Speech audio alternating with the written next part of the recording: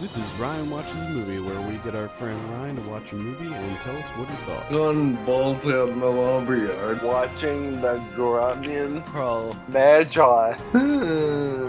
If you're listening to this, don't even waste your time. Hello and welcome to Ryan Watches a Movie. This is episode number 204. My name's Adam Patterson. Joining me today, we got Kevin Rakestraw. How you doing there, Kevin? Doing pretty good. And we're also joined by Ryan Holes. How are you?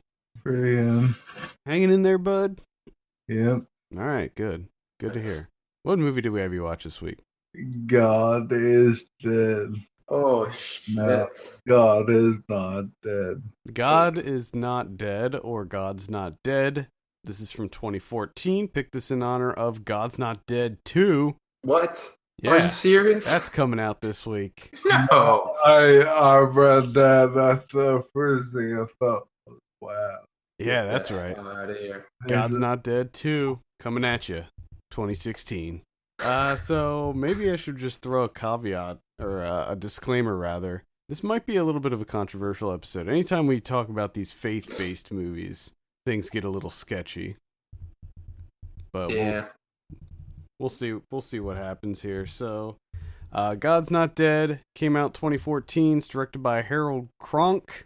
Have a synopsis here. College philosophy professor Dr. Mr. Radisson's. He's not a doctor. Doesn't have What? that doctorate yet. Why didn't we get a doctor? Because he's too busy being Superman. Okay. Cool. Mr. Radisson's curriculum is challenged by his new student, Josh, who believes God exists. This stars... Wait, you said Superman. Isn't Kevin Sorbo the... Yeah, he's Yeah. Hercules. Kevin Sorbo's in it. Oh, yeah. Shane Harper, David A.R. White, Dean Cain, and others. That's why. Yeah, yeah. All right, Ryan, tell us a little bit about God's Not Dead. Well, I don't even know what this movie is. Fucking ridiculous. First of all, let me say that ever since I was a little kid, and your grandparents can attest this. Whenever I was at work, when I was younger, I would constantly get approached by people saying, "You're too young to be in a wheelchair, and you should believe in God, and God will help you." Wait a minute. Blah, blah, blah. How do they know you didn't, first of all? Like, did they just come up to you like, hey, you should believe in God? I guess this. They got the vibe? Well, I wonder if they're thinking because you didn't believe in God or you didn't believe strong enough. That's why you're in a wheelchair. Unfortunately, some people probably do feel that Yeah. way. Yeah, exactly. So this movie, it's about this kid named Josh, and he's in college, and his professor asks him to sign a paper saying that God is dead, because they're gonna talk about it in philosophy. And if they, for whatever reason, if they don't sign this paper, they don't pass the class. Which, first of all, that paints a terrible picture of someone who isn't faith-based. To demand that just to pass the class, you have to sign the paper saying you don't believe in God. But this kid obviously had a problem with it because he was Christian. Meanwhile, his girlfriend at college gives him the third degree and tells him that he better sign this paper or they're done with. Because if he doesn't sign this paper, it will mess up their academic future and ultimately their entire future together. So that right there is my second problem. That this girl wants to break up with some dude just because he's wanting to say, yes, I believe in God, or no, I don't. And also that they say terrible. Then you have Kevin Sorbo, who is dating this chick who believes in God, and they end up breaking up because he's an atheist, and she tries to bring Christianity out public, and he like audibly tells her not to and tries to control her. Again, third time painting a picture of you're a terrible human being if you don't believe it. You say that she tries to bring it up in public. What do you like? What was the scenario? Like when his friends are discussing it amongst themselves. No, it's like at a dinner party or something, and Yeah, because they're all and she is not. So she tries to change their minds, and he tells her basically to go past 10. At a point they break up, which also paints a terrible picture of someone breaking up with someone just because of their beliefs. Then Epstein came, and he is also dating a woman, and she discovers that she has cancer, and he breaks up with her because she has cancer. So this one has nothing left, and she's a reporter, and she interviews some Christian rock band towards the end of the movie, and eventually they get her to have a little more faith. And the entire movie, there's also another side story in which these two guys are supposed to go to Disney World, but every time they get in the car, the alternator breaks. And it does in like 3 or 4 cars. And then finally, the second guy keeps saying, except God, everything will be okay. And apparently that made everything okay. Wait, God fixed their alternator? Yeah, What?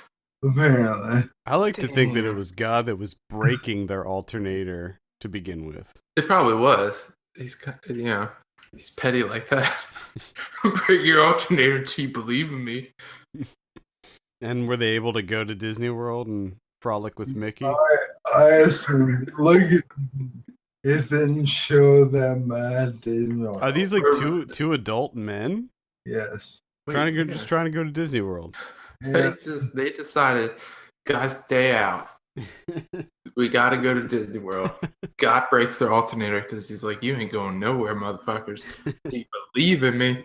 And then they're like, okay, we believe in you. And then he fixed the alternator. I wonder if the alternator was breaking so they couldn't go to Disney World. I don't know. Because maybe that's a heathen thing to do. Probably because Disney False has idols their and all that. Yeah, Disney has their gay day every year. Oh man, was it on Gay Day? Is that what this was? I don't think I'm not really sure. They didn't show Damn. them at Disney World. Yeah, I'm sure Disney would never have signed off on that. They would be like, no. Can we film here? No. Sorry. So, what is their connection? Are they connected? Is it just like a complete side story? The one is a preacher who talks to the girl that has cancer, who is Dean Kane's sister. So they're all kind of intermingled. Then there is a Muslim girl Oh, who is going to LSU. And oh, by the way, all this entire thing takes place in the of course. yeah. Makes sense. She's going to LSU, and her father is very traditional, trying to instill Muslim values in her. And she gets caught with the Audible Bible on her iPod, listening to it on her iPod. So he gets pissed and kicks her out of the house. This is like probably 18, 19-year-old girl. Oh, okay. So we're trashing non-believers and Muslims. Yeah. Who don't they trash? Christians, from the sound of it. So then, at the very end, Kevin Sorbo gets hit by a car. And this preacher comes up to him, and they have like a moment before he dies, and they have a conversation, and he agrees to accept God. So apparently then he goes to heaven. Damn. Maybe none. So that's how they prove that God is not dead. Apparently. Do they provide any proof that God's not dead? Dude, the alternator. Yeah. God fixed the alternator. Okay, I'm sorry. Outside of the alternator in the Disney One World of the kids in class, and he presents a few talking points about how God is real. And I guess some of them are sort of believable, but I myself, I believe in science, and he can prove everything he says wrong with science. Now, is that how? Because I have this vision in my head now that he gives his speech in the class, which completely wrecks Kevin Sorbo. Just wrecks him. Oh, and yeah. Destroys him. And that's what he's like. He's walking home from class and he's just like, damn, I can't believe that kid wrecked me. No. God isn't dead. And then he's not paying attention to what's going on because he's been thoroughly wrecked. And he gets hit by a car. In this philosophy class, the first day when he won't sign this paper, Kevin Sorbo says, okay, you have 3 classes, 20 minutes each, to provide verbal arguments and verbal everything to prove what you're. So that's how he talks about God in class. It just sounds like this kid should have went to like a Christian school. Yeah. Like TCU or something. You care that much? Just go to one of those Jesus schools. Yeah. I don't know what philosophy has to do with Jesus. I mean, there's so many Christian colleges down around that area. I mean, the South is flush with Christian universities. They're everywhere. Is there also Christian here? That's not. No, I don't think so. No, I'm sure it's not. Yeah. It's a state school. All right. So, what'd you think of this? Fucking dumb as shit. What? It's like the movie you told me was a recruiting tool. Only it's recruiting people for Christianity.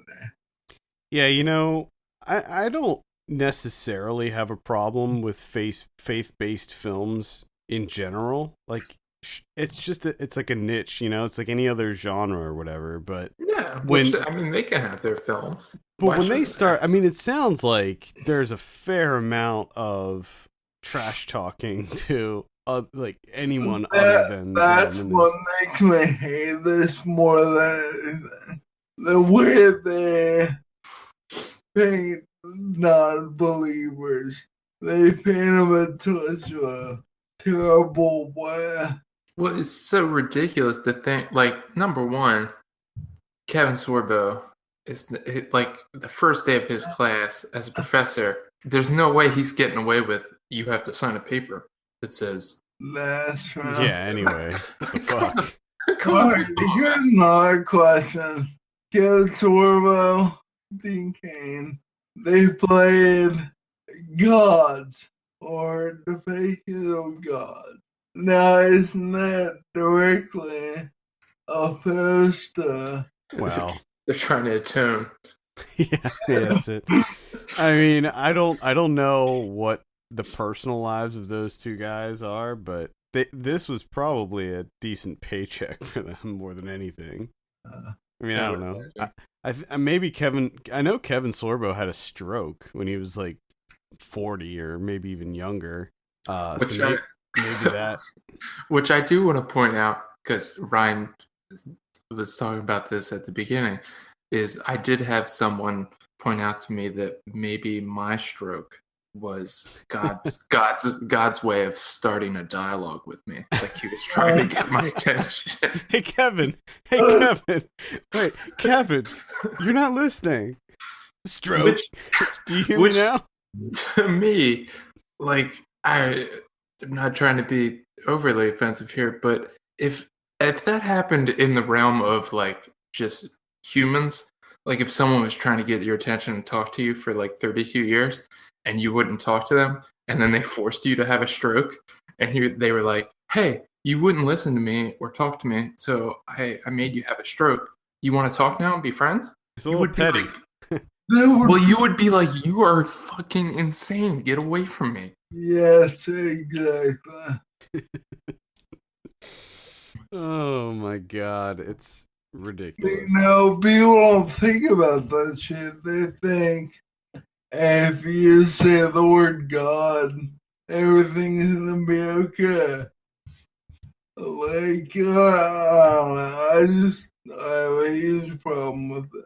Well, one of the things about this movie is it seems like it's a completely twisted version of reality where, anyone who's a non-believer is like an inherently evil or bad person. And, the same with the Muslim character where it's like they're evil. They're just bad. And I know a lot of atheist people. A lot. I mean, most of the people that I know and am around these days are atheists, and they're all great people, who care about others and are. That's Well, and the other thing that bothers me is that, like, we're not trying to, like, I've never, like, gone out of my way to try and convert people to of course. atheism. You know what I mean? Like, if you're into Christianity and that's your thing, fine, that's cool. Exactly. You do you. Yeah, exactly. That's what I say. You do you. I envy Christians. I envy them sometimes because, they have this strong belief system that I just can't be a part of. And, sometimes when I see, I was at a Catholic funeral recently, and, just to see how they were dealing with it, and they had that, that faith to back them up, to hold them up. I thought that was, I kind of envy them for it because I know that I will just never have that. Well, maybe one day God will give you a stroke. And then you two guys could just start chatting it up. Just chatting it up. Have little chit chats. It's such bullshit to me. Think about the fact that, okay, so when God made me, he made me not able to walk because I can handle it or any of that shit. No, it just happened. He works in mysterious ways, Ryan. This is his way of forming a bond with you and trying to get you closer to him. He's testing your faith. Yes, he's testing your faith. But I said that is the absolute wrong way of the thing. So, Dean Cain, going back to his character, was he like another? What was his relation again with everybody? He was the brother of wait, no. Sorbo was the brother. He was the boyfriend of the girl that was sick, and he broke up. I He broke up with her after she got sick because he's a Yeah. godless heathen. Yeah, because he was like, ew, cancer. Ew. Ew, gross. Serious? So No way. But I'm guessing he was also a non-believer, right? yeah. Was their story separate from the whole God's Not Dead like classroom Kevin Sorbo story? Sort of. I mean, it was all intertwined. Oh, okay. So this is like one of those love movies, like I Love You, New York. Yeah, sort of was. I thought of it sort of like the movie Crash. Oh, okay. Yeah, that's probably a good. Yeah, that's a good comparison. Everything coming together. Just like, so the way in which because I'm reading the wiki here, and I want to make sure that this is correct. So the way that he wins his argument and gets the class on his side and just wrecks Sorbo, just destroys his face, is he says, well, you know, why do you hate God? And then the professor Sorbo goes off and says, I do hate God. And then he comes back with the whole, well, how do you hate something that doesn't exist? And then apparently that's when he wins and everyone's on his side. And then like, damn, he did it, son. And everyone starts clapping for him. And he walks out of the Sorbo walks out with the, tail between his legs. So that's it. That's the way he wins. Well, first of all, Sorbo sounds like a fucking idiot for walking into that one to begin with. Yeah, but like that, no one thought to like ask more questions or to think about this critically in any way, shape, or form. They're just like, oh, damn, he got him. And it just ends there. That's another thing that tells me this is like a recruitment film. Oh, sure. Well, I don't know if it's a recruitment film as much as it is It's just preaching to the choir type of film. And it paints a picture of everyone that doesn't believe in God is horrible. Now, I remember this, when this came out 2 years ago, this was like one of the bigger faith-based movies. Like, it got a wide release. It was in theaters everywhere, to my knowledge. I remember at my local theater, I think I was in Tallahassee at that time. I think I was still in Tallahassee. There was like giant standees for it in the theater. So this was like a big one.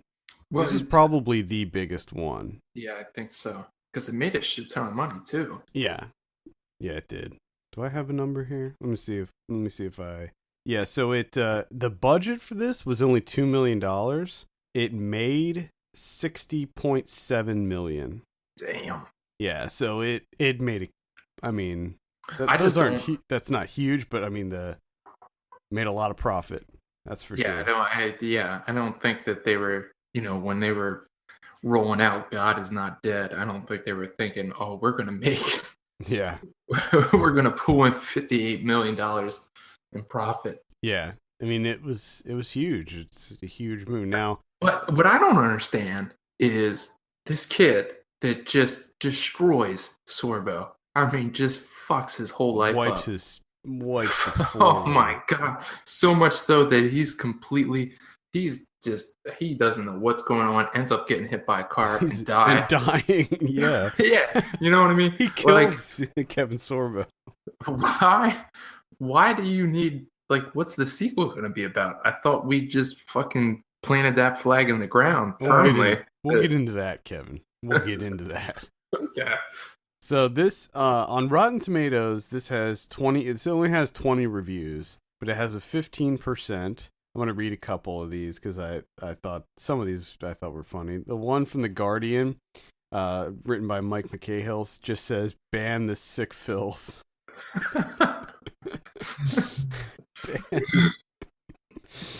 Oh god. Let's see. There's a review here from a site called Pathos, a sloppily written, badly argued, unevenly acted film about a first-year college student who tries to prove the existence of God within weeks of setting foot on campus.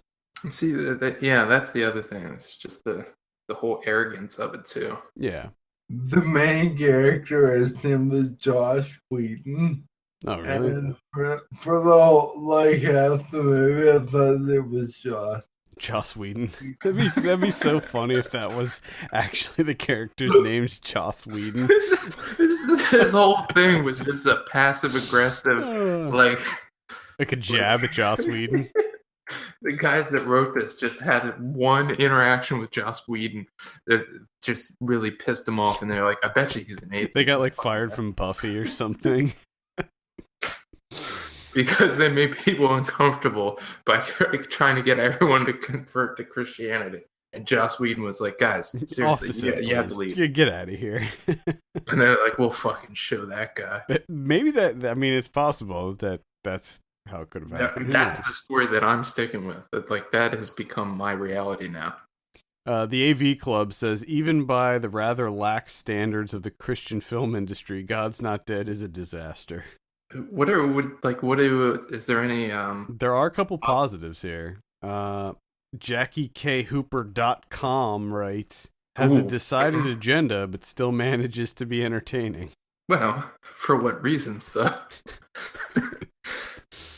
And the Hollywood Reporter gave it a positive review, saying the film is slickly produced with a competent cast, and although it sometimes stacks the deck shamelessly in defense of its credo, it does allow a few dissenting voices to slip into the debate. It fucking stacks the deck every decade. I mean, it sounds like, yes, there are dissenting voices, but it also sounds like the reason that those are there is to help elevate the main voices and destroy them. So, yeah, not sure if I agree with that, Stephen Farber of The Hollywood Reporter. Let's go ahead and talk about the director. We're talking about Harold Kronk. Let's see what he directed. He did a couple short films. He started his career with The Agent and War Prayer, which were both shorts. Then he directed a feature film called Jerusalem Countdown. Then he did a movie called The Adventures of Mickey Madsen and the Copperhead Treasure. I don't know why, but I want to see that. That's all awesome. About. And then he did God's Not Dead. Oh no, he did a, what is this? Is this another movie? Huh, interesting. What? God's Not Dead is a remake. Wait, what? Maybe. I don't know. I'm confused about this. If you look at Harold Kronk's filmography on IMDb, there's a film that came out in 2013 called God Is Not Dead! ! And it's the plot synopsis is the exact same, and Dean Cain's in it, but the rest of the cast is different from the looks of it. And then Joss Whedon in that. Is Joss Whedon in it? Let's see. No, the characters are different. Oh no, Kevin Sorbo is in this. Maybe it is the same cast. It's just reordered. Someone screwed up. Put it in here twice. You think that's what it is? That's what it looks like. Let's investigate this. Who are the producers? Killick and Yetkin. Killick and Yetkin are the producers on the original one. Because it looks like it was released in Turkey. Alright, now let me look at the regular God's Not Dead. See who the producers are in this one. Full cast and crew. Yeah, it's different producers. Oh, really? Yeah, what? So... What? So I'm thinking that maybe... Full-blown mystery. Michael Scott for the makeup. Michael Scott. There we go, man. Yeah, so I don't know. I'll have to look into this further because I can't tell if this is. I wonder if if it's the same movie, but it came out and then it got picked up by someone bought it with new producers and stuff. Yeah, maybe. And tweaked it and could be. I'm just trying to look and see if there's like any of these cast lists. Does Peter Chen play Martin's father? Peter Chen. Let's see. Peter Chen. Peter Chen's gonna be the decider here. Peter Chen's on the other one, but it doesn't say. No. Martin's father's played by Jesse Wang in the other one. Yeah, but Peter Chen's still on the list, but it just says that he doesn't play anyone. Or at least it doesn't have a name. Wait. Oh, so he's on the new one. Yeah. Oh yeah, right there he is. I see him here. What is going on here? I don't know. Somebody let us know if if it's the same movie listed twice or if it's a different movie. And also let us know if God is dead or not. Yeah, that'd be good to know too, I think. Anyway, after those, he directed Pirates Code: The Adventures of Mickey Madsen, and then God's Not Dead 2. Something tells me that the Mickey Madsen movies are faith-based. Probably. Heroes Mickey and his friend Sully are forced to take on a mission to save our country from the evil plans of Admiral Ironsides. Is Mickey a mouse? No, it looks like some kid, some douchey kid. Oh, Tia Carrera's in that one, and Christopher Lloyd. What? Nice. Damn. I bet that's like one of those Veggie Tales, Christian-friendly kids things. Pirates Code. Yeah, the Copperhead Treasure is when a mythical device from ancient times is rebuilt by a group of Confederates who feel the Civil War never ended. Mickey Madsen and his newfound friend Sully must follow a series of blah blah blah. I can't be bothered with this anymore. Ernie Hudson's in that one. Actually, I believe Ernie Hudson is in God's Not Dead 2. You are correct. So is Melissa Joan Hart. Yes, and we will get to that. All right, before we get into God's Not Dead 2, Ryan, do you have any final thoughts on the first one? Skip it, it's trash. Now, what if you're a Christian? Should you watch it? Do you think that if you are a believer and you are like a pretty heavy Christian, do you think that it will like reaffirm your faith? It'll reaffirm that everyone's an asshole who doesn't believe in God. Yeah, like I would imagine, like if I was actually Christian, I would still think that, because it sounds like it kind of paints him in a bad light. Right, that's what I'm saying. Like it sounds like even if I was a Christian or like really had really strong faith, I'd probably still hate it. Like I'd probably still not bother with that movie. Yeah. I don't know though. All right, let's go ahead and give you a drum roll here. Ryan, what do you give God's Not Dead? -1. -1. Yes. Holy shit. The first negative. So, is this better than Catwoman or not? I don't care. I just gave it a -1 because I fucking hate the topic. It's more of a personal -1. This probably made more money than Catwoman. It probably did. Yeah. I'm actually gonna look that up right now. I think that Catwoman only made like 50 million.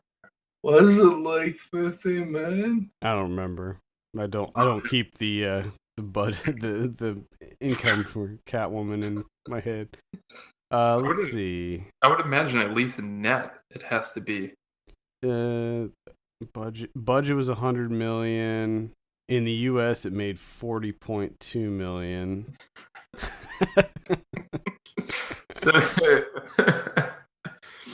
it lost about as much as God Not Dead made. So there you go. Here it is. It made 82 million worldwide. But still, I mean, it's still a net loss, sure. Yeah. And God's Not Dead, yeah, I'd say. So God's Not Dead, I would argue, is a bigger movie than Catwoman. Definitely more of a success. Yeah. God made all that money. God made it up, but that's God. He works in mysterious ways. I'm sure that Harold Kronk was praying multiple times, thanking God for the probably enormous amount of money he made from that movie. Let's talk about God's Not Dead 2. So this is when a high school teacher is asked a question in class about Jesus. Her reasoned response lands her in deep trouble and could expel God from the public square once and for all. Yeah, I saw a trailer for this actually. I don't even know how I saw a trailer for this, but I did, and it's Melissa Joan Hart is the teacher, and No.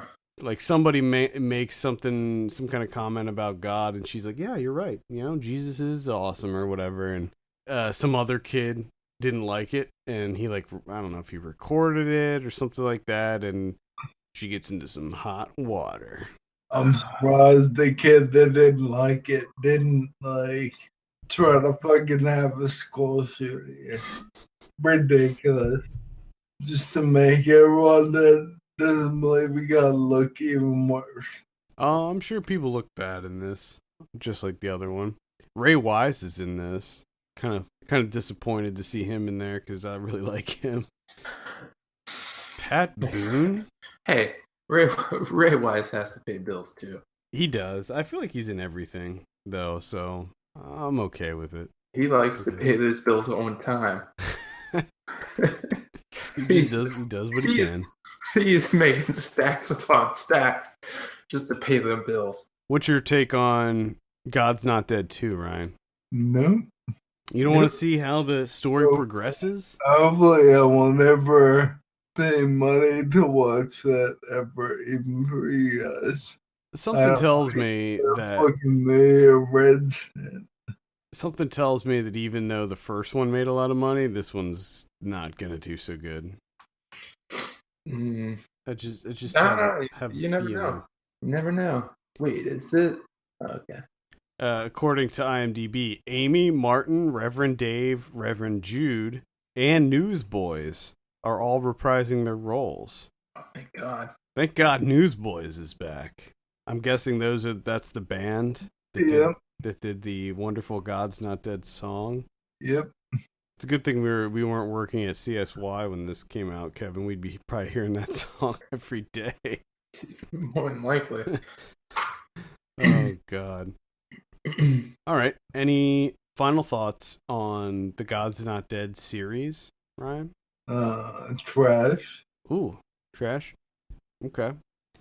Where does I forgot to ask? Where does this stack up against the faith-based movies that you've seen before? Because I think you've seen at least one that we gave you. I think we gave you Fireproof. Oh yeah, Fireproof. I just remember a firefighter. His addiction to porn or something. Yeah, that's right. Yeah, I remember that. Nothing about these faith-based interests me at all. They all seem like I'm not sitting here being a closet Christian. Like, I'm not waiting for my opportunity to pounce. Nothing that interests me. I'm kind of worried that I feel like they're trying to convert me, and that's it. I'm kind of worried that one of these days we're gonna give you one of these like Christian movies, and it is gonna work, and you're gonna turn into like some like crazy uber Christian. That's gonna be the entire podcast. It's just him trying to convert us every week. Like I the movie was pretty bad, but listen, guys, do you know Jesus Christ? I believe in science. Until you prove that wrong, you have no argument. I'm gonna try to find you a nice, poorly made, pro-science, anti-religion movie. They don't exist. I know. I'm gonna try to find one. All right, I think that's going to do it for this week. Thank you so much for tuning in. You can send us your questions and topics to podcast@filmpulse.net. You can follow us on Twitter @FilmPulseNet, @FilmPulseKevin, and God damn it, and @MyLegsDon'tWork. And please take a minute to take a look at our Patreon page, patreon.com/FilmPulse, and consider helping us out by becoming a subscriber. For Kevin Rakestraw and Ryan Holes, my name is Adam Patterson. We'll see you next week. See you later.